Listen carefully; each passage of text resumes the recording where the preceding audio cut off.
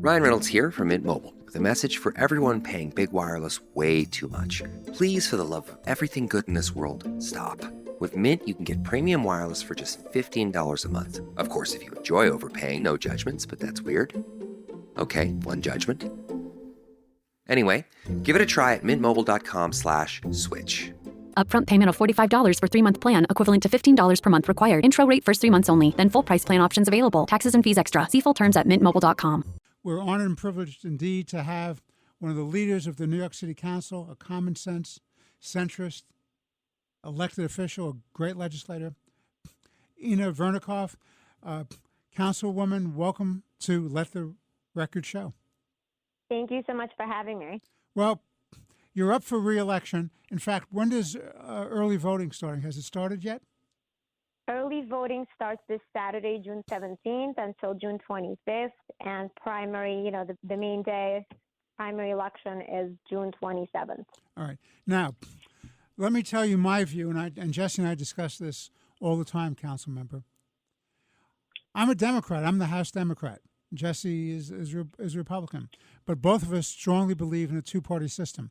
And the problem is both of us believe, and Jesse, of course, can speak for himself, is the failure of having a real two-party system in the city of New York and the state of New York is detrimental to the interests of the people of New York City and New York State. We need strong countervailing forces against the extremists who have taken over the Democratic Party.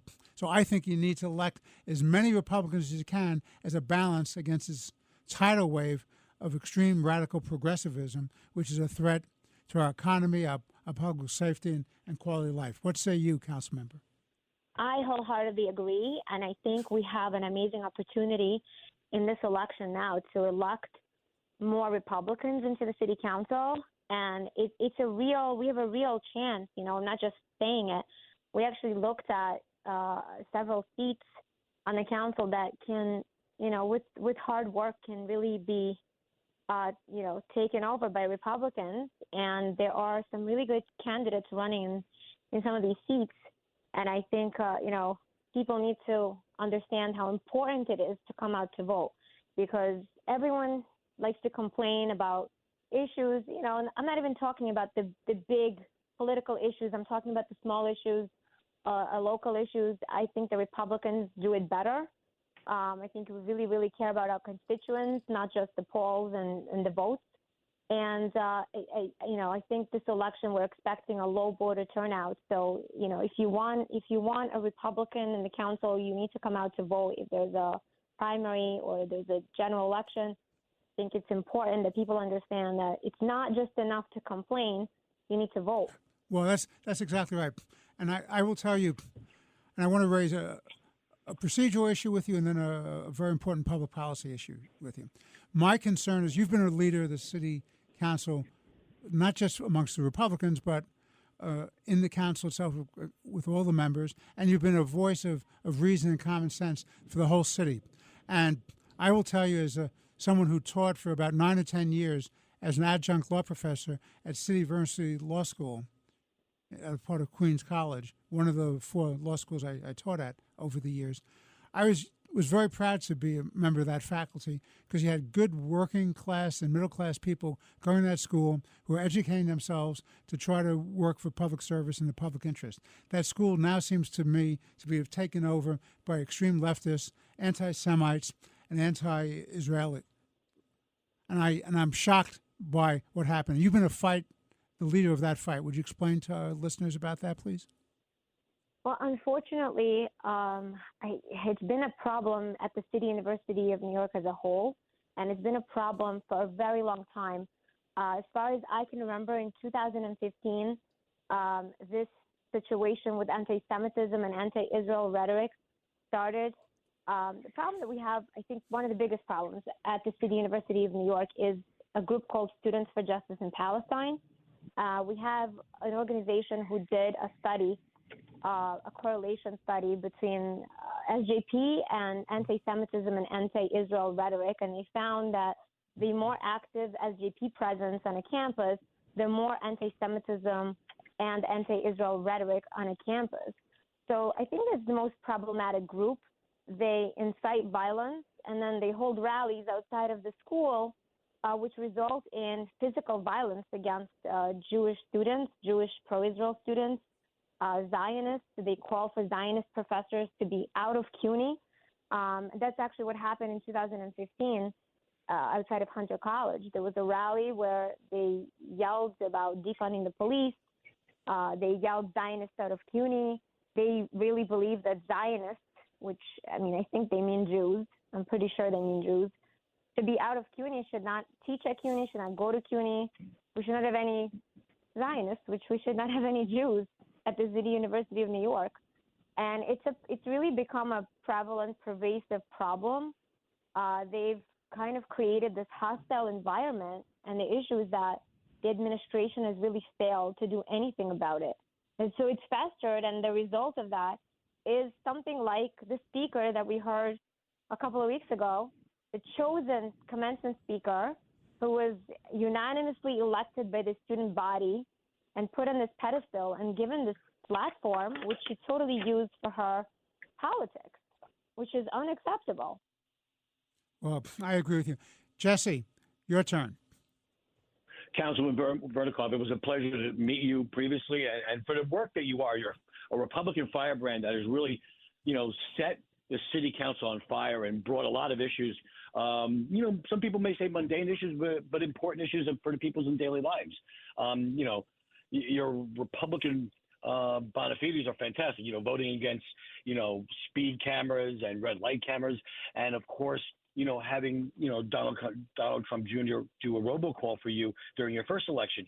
We need, as a two-party system, especially in deep blue New York City, we need voices like you to raise common sense initiatives, policies, and call out. You've seen it firsthand, and you see it through your community, the failure of communism and socialism. We need individuals who are articulate, who are bright, and who are unafraid to speak truth to power. So maybe speak about some of if you could, how you navigate those waters in the city council, being, one of us, very, a growing minority, but a small minority nonetheless in that body to protect your constituents. Yeah, I mean, it's you could imagine it's not an easy job. First of all, I think we have two main jobs, kind of two roles. We have our district, which we need to take care of. I represent a district of close to 180,000 people. And there are hundreds of complaints every day about local issues. And then we also have to be the voice of our community. We have to legislate, propose bills, pass bills in the council. And one of the things that I'm very proud of in terms of my work this past year is actually, it's kind of hard for Republicans to pass bills, right? But what I did this past year was I helped get a bill off the floor that I think would be very detrimental to the safety of New Yorkers, not just in my district, but all over New York City. There was a bill that was proposed which would ban the ability of landlords to check the criminal background history of tenants. You probably heard of it. Yes, I think it's a great bill. Oh, you thought it was a great bill? No, it's a great opposition to that kind of. Great opposition to that bill. Yes, I'm sorry. Okay, I didn't think so. I didn't think you would think it was a great bill. No, not my friend Jesse. No, believe me. No. I mean, I have to tell you that this was really not even. It was totally a bipartisan issue because I've had people from all over the city, from all kinds of communities, especially from the Black and Brown community, from Hispanic community, from the Asian community, call me because their council members wouldn't take their call, I guess, according to what they said. But I had galvanized all these communities. A lot of them were Democrats. When they heard about this bill, they were totally against it. They helped me galvanize. They helped me get people to come out against it. Leaders of different communities, they came to the hearing, they testified. We created a lot of noise around it. I was on Fox News about 4 times on this. It was in all local papers. And it's out. I mean, we're not talking about it. It never came back to the floor. I think even for some Democrats, it created an issue because their electorate was divided on this issue and they have elections coming up, so they didn't want it. And I think this bill is such a great example because I'll tell you that I think if I didn't create noise around that bill, it would have just passed without, it's kind of like under the rug because when people don't know about something, they can't make noise about it. And I made it my business to make sure that people are aware. I got a lot of pushback from my colleagues in the council, especially when I posted their phone numbers, their public phone numbers. But I didn't really care because I thought it was so important and I thought it would be so harmful to New Yorkers if a landlord couldn't check the criminal background of someone moving into their building. So it was so important for me to make sure everyone knows about it. I posted videos on it and I can't even explain to you how many people called me and reached out to me about this and fought alongside me.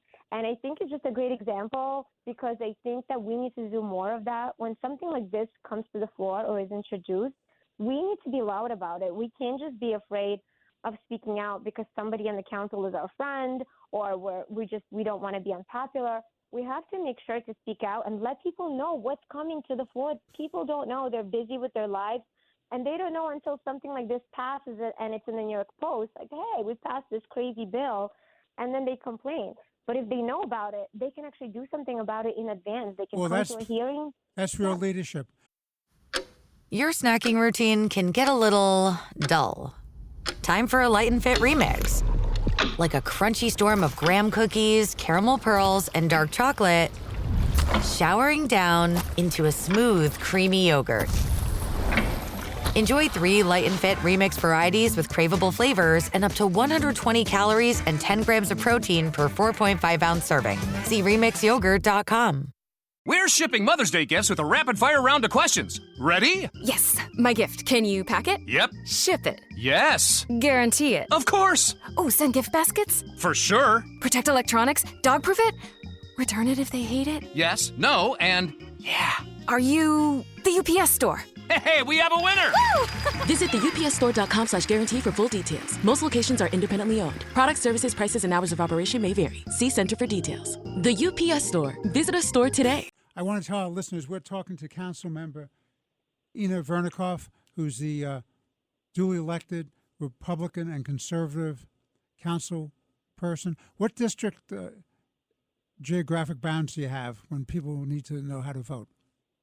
I represent the 48th Council District. It encompasses Manhattan Beach, Brighton Beach, Sheepshead Bay, Gravesend, and parts of Midwood up until Avenue N with the new map. Well, it's very important. I have to tell our listeners this.